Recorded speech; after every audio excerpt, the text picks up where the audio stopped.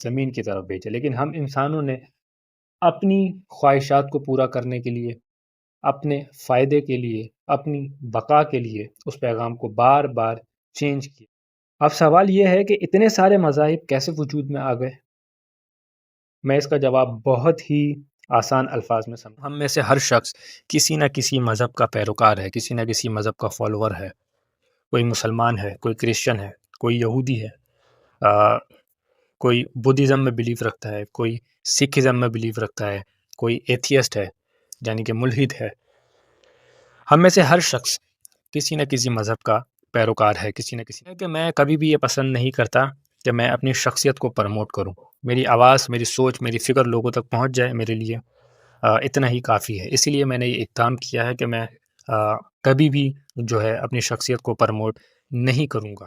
تورات، زبور، انجیل یا پھر وہ صحیفے جو انبیاء کرام پر نازل ہوئے، اگر ان میں چینجنگز ہو بھی گئی تو یہ جو آخری کتاب ہمارے پاس موجود ہے، جس کتاب کے احکامات کی حفاظت کا ذمہ اللہ رب العزت نے خود لیا ہے اور اس کتاب کو لفظ آخر کہا ہے، تو اس میں تو کبھی چینجنگز ہو ہی نہیں سکتی۔ جیسا کہ میں نے آپ سے عرض کیا کہ مذہب نے انسان کو بہت سی چیزیں سکھائی، زندگی کیسے گزارنی ہے، موت کے بعد کیا ہوگا، اور یہ بات تقریباً ہر مذہب میں کامن ہے کہ مرنے کے بعد ہم نے اپنی گزاری گئی زندگی کا حساب و کتاب دینا ہے۔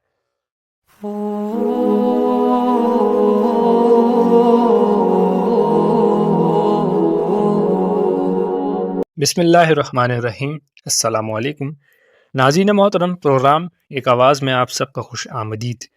پچھلی نشست میں نے آپ کی توجہ بہت سے اہم مضامین کی طرف ڈالی تھی، جن میں فلسفہ قرآن، تفسیر قرآن، مذہب کو بنانے کا مقصد، انسان کو پیدا کرنے کا مقصد، دنیا کو تخلیق کرنے کا مقصد، جیسے بہت سے اہم مضامین شامل تھے، اور اس میں سے ایک موضوع کو بڑی تفصیل کے ساتھ آپ کو سمجھانے کی کوشش کی تھی، اور آج بھی میں آپ لوگوں سے ایک اور اہم موضوع ڈسکس کروں گا اور کوشش کروں گا کہ آپ لوگوں کو آسان الفاظ میں اپنی بات سمجھا سکوں۔ ناظرین محترم، آج کی نشست بھی بہت اہم ہے اور اس میں بھی ہم انشاءاللہ ایک بہت ہی غیر معمولی موضوع کو سمجھنے کی کوشش کریں گے۔ عام طور پر کوئی بھی عالم دین موضوعات کو ڈسکس نہیں کرتا، لیکن میں ایک طالب علم ہوں اور میری ریسرچ کے دوران جو بنیادی باتیں، جو بنیادی قوانین میرے سامنے آئے ہیں، میں وہی تمام تر چیزیں، وہی تمام تر ریسرچ آپ کے ساتھ بھی ڈسکس کروں گا، آپ کے ساتھ بھی شیئر کروں گا، تاکہ آپ کے علم میں اضافہ ہو سکے۔ ناظرین محترم، آج کی اس نشست کا موضوع ہے مذہب اور انسان کا تعلق۔ مذہب اور انسان کا کیا ریلیشن ہے، کیا رشتہ ہے، کیا کنیکشن ہے۔ میرے خیال سے یہ بہت ہی زیادہ غور طلب موضوع ہے، کیونکہ ہم اگر کسی بھی مذہب کے فالوور ہیں، کسی بھی مذہب کے قوانین کو اپنی زندگی کا حصہ بناتے ہیں، کسی بھی مذہب کے قوانین کے آگے اپنا سر تسلیم خم کرتے ہیں اور اپنی زندگی کے تمام چھوٹے بڑے فیصلے اسی مذہب کے بنائے گئے قوانین کے تحت پورے کرتے ہیں، تو ہمیں یہ بات بھی معلوم ہونی چاہیے کہ انسان اور مذہب کا آپس میں کیا کنیکشن ہے، کیا ریلیشن ہے، کیا تعلق ہے۔ کیوں ہم میں سے ہر شخص کسی نہ کسی مذہب کا پیروکار ہے، کسی نہ کسی مذہب کا فالوور ہے۔ کوئی مسلمان ہے، کوئی کرسچن ہے، کوئی یہودی ہے، کوئی بدھزم میں بلیف رکھتا ہے، کوئی سکھزم میں بلیف رکھتا ہے، کوئی ایتھیسٹ ہے یعنی کہ ملحد ہے۔ ہم میں سے ہر شخص کسی نہ کسی مذہب کا پیروکار ہے، کسی نہ کسی مذہب کا فالوور ہے۔ ناظرین محترم، اس موضوع کو میں نے 4 حصوں میں تقسیم کیا ہے تاکہ میں ہر پہلو آسانی سے آپ لوگوں کو سمجھا سکوں۔ اس موضوع کے پہلے حصے میں ہم سمجھیں گے کہ انسان نے مذہب کو کیوں اپنایا، وہ اس کا انکار بھی کر سکتا تھا۔ دوسرے حصے میں ہم سمجھیں گے کہ مختلف مذاہب کیسے وجود میں آئے۔ آج اب دنیا میں دیکھتے ہیں کہ کم و بیش 4000 چھوٹے بڑے مذاہب موجود ہیں۔ اس کے بعد تیسرے حصے میں ہم سمجھیں گے کہ دوسرے مذاہب کا ذکر قرآن میں کیوں ہے، اور چوتھے حصے میں ہم سمجھیں گے کہ مذہب انسان پر کس طرح اثر انداز ہوتا ہے، کس طرح انسان کی شخصیت میں مذہب کے آثار نظر آتے ہیں۔ ناظرین محترم، آج کا یہ ڈسکشن شروع کرنے سے قبل میں ایک بات بڑی وضاحت کے ساتھ آپ لوگوں کے ساتھ شیئر کرنا چاہتا ہوں۔ وہ بات یہ ہے کہ میں کبھی بھی یہ پسند نہیں کرتا کہ میں اپنی شخصیت کو پروموٹ کروں، میری آواز، میری سوچ، میری فکر لوگوں تک پہنچ جائے، میرے لیے اتنا ہی کافی ہے۔ اسی لیے میں نے یہ اقدام کیا ہے کہ میں کبھی بھی جو ہے اپنی شخصیت کو پروموٹ نہیں کروں گا۔ ناظرین محترم، اپنے آج کے موضوع کی جانب چلتے ہیں۔ جیسا کہ میں نے آپ سے عرض کیا تھا کہ میں نے اس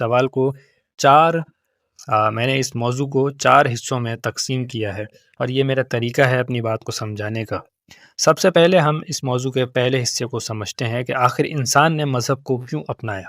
وہ اس کا انکار بھی کر سکتا تھا، لیکن اس دنیا میں موجود ہر انسان نے کسی نہ کسی مذہب کو اپنایا اور اپنی زندگی کا مقصد بنایا۔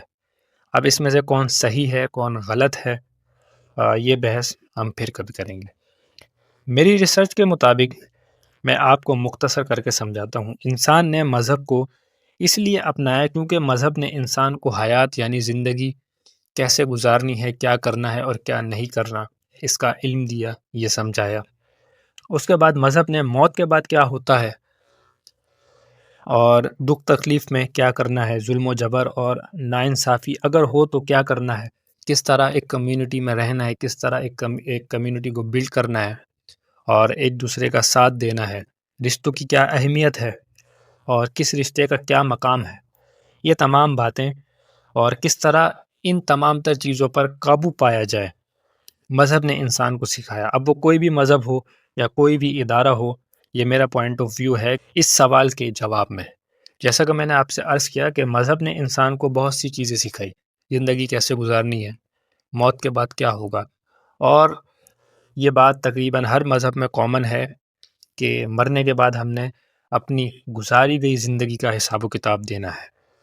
تو یہ مذہب ہی ہمیں سکھاتا ہے کہ زندگی کس طرح گزارنی ہے، کون سے اچھے کام ہیں، کون سے برے کام ہیں، کس طرح ایک کمیونٹی کو بلڈ کرنا ہے، کس طرح ایک کمیونٹی کو مضبوط بنانا ہے، کس طرح ایک کمیونٹی میں رہنا ہے، کس طرح ایک دوسرے کا ساتھ دینا ہے۔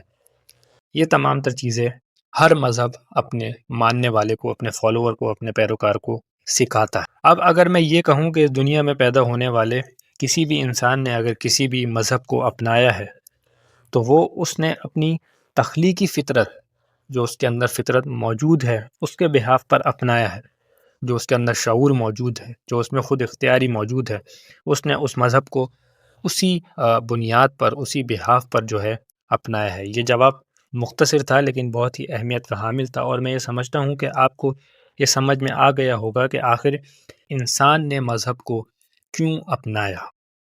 ناظرین محترم، اب ہم اس موضوع کے دوسرے حصے کی جانب چلتے ہیں کہ اس دنیا میں کم و بیش چھوٹے بڑے 4000 مذاہب موجود ہیں، یہ کیسے وجود میں آئے، اور اگر ہم بات کریں کہ ان 4000 مذاہب میں انسانوں کی میجورٹی کن مذاہب کی پیروکار ہے، تو اس میں چند بڑے مذاہب شامل ہیں۔ سب سے پہلے اسلام، اس کے بعد کرسچینٹی یعنی کہ کرسچن یعنی کہ عیسائی، اس کے بعد ہندوازم یعنی کہ ہندو، اس کے بعد بدھزم یعنی کہ بدھسٹ، اس کے بعد یہودی یعنی کہ جو جوڈازم کو مانتے ہیں یعنی کہ جو جیوز ہیں، اس کے بعد سکھزم یعنی کہ سکھ جو ہمارے بھائی ہیں۔ یہ وہ چند بڑے مذاہب ہیں جن کے پیروکار بلینز میں موجود ہیں اور اپنے مذاہب کی دفاع اور ترقی میں مشغول ہیں۔ اب سوال یہ ہے کہ اتنے سارے مذاہب کیسے وجود میں آ گئے؟ میں اس کا جواب بہت ہی آسان الفاظ میں سمجھانے کی کوشش کرتا ہوں۔ مثال کے طور پر ایک پرنسپل نے ایک ہی کورس کی اصل کتاب دی ہے سب اسٹوڈنٹس کو، ہر کلاس میں وہی کتاب پڑھائی جا رہی ہے، لیکن وقت کے ساتھ ساتھ کچھ اسٹوڈنٹس نے اپنی مرضی سے نوٹس چینج کر دیے، یعنی کہ اس کتاب میں چینجنگ کر دی، کچھ نے کچھ چیپٹرز ہٹا دیے اور نئے ایڈ کر دیے، کچھ نے اپنی لینگویج اور کلچر کے حساب سے کتاب کا مطلب بدل دیا، تبدیل کر دیا۔ اب کیا ہوگا؟ اصل کورس ایک تھا، لیکن ہر کلاس اپنے اپنے ورژن کو اصل سمجھنے لگ گئی۔ پرنسپل نے بار بار نئے ٹیچرز بھیجے تاکہ اصل پیغام سمجھائے، مگر اسٹوڈنٹس نے پھر بھی چینجنگز کر دی۔ اب اس مثال سے آپ کیا سمجھے؟ اللہ رب العزت نے ایک ہی مذہب، ایک ہی دین اور ایک ہی مقصد تمام انسانوں کے لیے اتارا، بار بار اپنے پیغمبر بھیجے اسی مقصد کو سمجھانے کے لیے، لیکن ہم انسانوں نے کیا کیا؟ اللہ کی بھیجی گئی کتابوں میں تحریف کرنا شروع کر دی، ان کتابوں میں چینجنگز کرنا شروع کر دی۔ اللہ نے ہمیشہ ایک ہی دین بھیجا، یعنی کہ اسلام۔ اللہ ایک ہے، اس کی عبادت کرو، اس کا کوئی شریک نہیں ہے۔ ٹھیک ہے، اللہ نے یہ پیغام آسمان سے زمین کی طرف بھیجا، لیکن ہم انسانوں نے اپنی خواہشات کو پورا کرنے کے لیے، اپنے فائدے کے لیے، اپنی بقا کے لیے اس پیغام کو بار بار چینج کیا۔ اس دنیا میں جتنے بھی انبیاء کرام آئے، چاہے وہ نوح علیہ السلام ہو، ابراہیم علیہ السلام ہو، موسیٰ علیہ السلام ہو، عیسیٰ علیہ السلام ہو، محمد رسول اللہ صلی اللہ علیہ وسلم ہو، جتنے بھی انبیاء کرام آئے، ان تمام تر انبیاء کرام نے ایک ہی میسج انسانوں تک پہنچایا کہ اللہ ایک ہے، اس کی عبادت کرو، اس کا کوئی شریک نہیں ہے۔ لیکن ہم انسانوں نے اپنی ذاتی مفاد، اپنے فائدے، اپنی خواہشوں کو پورا کرنے کے لیے اس مقصد کو چینج کیا بار بار۔ اللہ رب العزت نے ایسی تھوڑی 1,24,000 پیغمبر اس دنیا میں بھیجے۔ کامن بک تو ایک ہی ہے نا، یعنی کہ قرآن۔ اس کے علاوہ جتنی بھی کتابیں آئی اس دنیا میں، تورات، زبور، انجیل، یا پھر وہ صحیفے جو انبیاء کرام پر نازل ہوئے، اگر ان میں چینجنگز ہو بھی گئی تو یہ جو آخری کتاب ہمارے پاس موجود ہے، جس کتاب کے احکامات کی حفاظت کا ذمہ اللہ رب العزت نے خود لیا ہے، اور اس کتاب کو لفظ آخر کہا ہے، تو اس میں تو کبھی چینجنگز ہو ہی نہیں سکتی، نہ آج سے پہلے کبھی ہوئی، نہ آج کے بعد کبھی ہوں گی۔ تو جب یہ ایک واضح چیز ہمارے پاس موجود ہے، ایک واضح مثال ہمارے پاس موجود ہے، اس پوری کتاب کا خلاصہ انسان ہے، انسان کو کس طرح بہتر بنانا ہے، انسان کو کس طرح اچھا بنانا ہے، انسان کی بقا کس طرح ہوگی، قرآن کا موضوع ہی انسان ہے۔ اس کے علاوہ جن لوگوں نے اس میں چینجنگز کی، کچھ نے انجیل میں چینجنگ کی، کچھ نے تورات میں چینجنگ کی، کچھ نے زبور میں تحریف کی، زبور میں چینجنگز کی، کیونکہ یہ کتابیں تو موجود تھی، ان کتابوں کے احکامات بھی موجود تھے، لیکن ان کتابوں کے ماننے والوں نے اپنی ہی کتابوں میں تحریف کی، کس بحاف پر؟ اپنے فائدے، اپنے مفاد، اپنی خواہشوں کو پورا کرنے کے لیے۔ اس کا رزلٹ کیا نکلا کہ آج ہم دیکھتے ہیں کہ تقریباً 4,000 مذاہب اس دنیا میں موجود ہیں۔ یہ اس سوال کا کامن جواب تھا۔ اگر میں ایز اے مسلم اسکالر بات کروں تو بڑے تفصیل طلب یہ سوال ہے، لیکن میں نے فی الحال اس سوال کا مختصر سا جواب آپ کی خدمت میں پیش کیا۔ باقی انشاءاللہ تفصیلات جو بھی ہیں وہ ہم آگے ڈسکس کریں گے۔ ناظرین محترم، اب ہم اس موضوع کے تیسرے حصے کو سمجھنے کی کوشش کرتے ہیں کہ اگر دوسرے تمام مذاہب جھوٹ کی بنیاد پر قائم ہوئے ہیں تو ان کا ذکر قرآن میں کیوں ہے؟ کیونکہ آپ کو معلوم ہے کہ جس دور میں قرآن نازل ہوا اس وقت یہودی، نصرانی، عیسائی اور مشرکین مکہ آباد تھے۔ اس وقت بھی تورات اور انجیل موجود تھی۔ وہ لوگ ان کتابوں سے وہ لوگ ان کتابوں کو پڑھتے تھے اور لوگوں کو گمراہ کرتے تھے۔ اس بات کا ذکر تو قرآن میں بھی موجود ہے۔ اب یہ بھی بات بڑی غور طلب ہے کہ وہ لوگ اپنی مذہب کی کتاب پڑھتے تھے اور لوگوں کو گمراہ کرتے تھے۔ میں نے آپ سے پہلے عرض کیا نا کہ ہم انسانوں نے اللہ کی بھیجی گئی کتابوں میں تحریف کی۔ اس تحریف کرنے کا نتیجہ یہ نکلا کہ آج 4,000 مذاہب اس دنیا میں موجود ہیں۔ یہ اسی تحریف کا نتیجہ ہے۔ اور یہاں پر یہ جو تیسرا حصہ ہے اس سوال کا، یہاں پر بھی یہی ڈسکشن ہے۔ میں آپ کو قرآن کا بھی حوالہ دے دیتا ہوں۔ قرآن پاک میں سورہ المائدہ میں اللہ رب العزت نے ارشاد فرمایا، یا اہل الکتاب قد جاءکم رسولنا یبین لکم کثیرا مما کنتم تخفون من الکتاب ویعفو عن کثیر قد جاءکم من اللہ نور وکتاب مبین۔ اے اہل کتاب، ہمارے رسول تمہارے پاس آ گیا ہے جو کتاب اللہ کی بہت سی ان باتوں کو تمہارے سامنے کھول رہا ہے جن پر تم پردہ ڈالتے تھے، اور بہت سی باتوں سے درگزر بھی کر جاتا ہے۔ تمہارے پاس اللہ کی طرف سے روشنی آ گئی ہے۔ اب یہ جو اہل کتاب ہیں، کون ہے یہ؟ اے اہل کتاب یا اہل الکتاب، یہ انجیل کے ماننے والے، زبور کے ماننے والے، تورات کے ماننے والے، یہ انہی لوگوں سے کلام ہو رہا ہے کہ اے اہل کتاب، ہمارا رسول تمہارے پاس آ گیا ہے کھلی نشانی لے کر، یعنی کہ قرآن لے کر، اور وہ باتیں بیان کرتا ہے جن باتوں پر تم پردہ ڈالتے تھے۔ میں نے آپ سے عرض کیا نا کہ تحریف ہوا کرتی تھی کتابوں کے اندر، کلام اللہ میں تحریف ہوتی تھی، جس کا نتیجہ نکلا کہ 4000 مذاہب ہمارے پاس موجود ہیں۔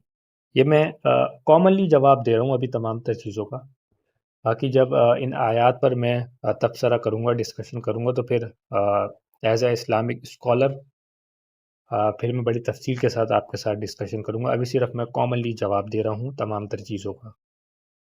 اب اس موضوع کے آخری حصے کو سمجھتے ہیں کہ آخر مذہب انسان پر کس طرح اثر انداز ہوتا ہے، کس طرح مذہب کے آثار انسان پر نظر آتے ہیں۔ اس سوال کا مختصر سا جواب یہ ہے کہ کوئی بھی انسان ہو، کسی بھی مذہب کا ماننے والا ہو، اس کی فکر الگ ہوتی ہے، اس کا نظریہ الگ ہوتا ہے۔ مثال کے طور پر میں صرف یہ مثال دے رہا ہوں، مسلمان عبادت کرتے ہیں اللہ کی، لیکن عبادت کرنے کا طریقہ الگ ہے، اور دوسرے مذاہب بھی عبادت کرتے ہیں، لیکن ان کا طریقہ عبادت مسلمانوں سے الگ ہے، ان کی فکر، ان کا معاشرہ، ان کا نظریہ، سب کچھ ایک دوسرے سے الگ اور منفرد ہے۔ اور یہ معاملہ اس دنیا میں کوئی بھی مذہب اگر موجود ہے، ان تمام تر مذاہب کے ساتھ یہی معاملہ ہے کہ ان تمام تر مذاہب کی فکر الگ ہے، ان کی عبادت کرنے کا طریقہ الگ ہے، ان کی سوچ الگ ہے، ان کا نظریہ الگ ہے۔ یہ بالکل کامنلی جواب تھے جو میں نے آپ کی خدمت میں پیش کیے اس موضوع کے حوالے سے۔ پھر انشاءاللہ جب ہم ڈسکس کریں گے قرآن پاک کو جب ہم ڈسکس کریں گے سورہ الفاتحہ سے لے کر سورہ الناس تک، تو پھر ہم تمام تر زاویوں سے چیزوں کو دیکھیں گے، اور پھر اس کے بعد اپنا پوائنٹ آف ویو رکھیں گے انشاءاللہ۔ وآخر دعوانا الحمد للہ رب العالمین۔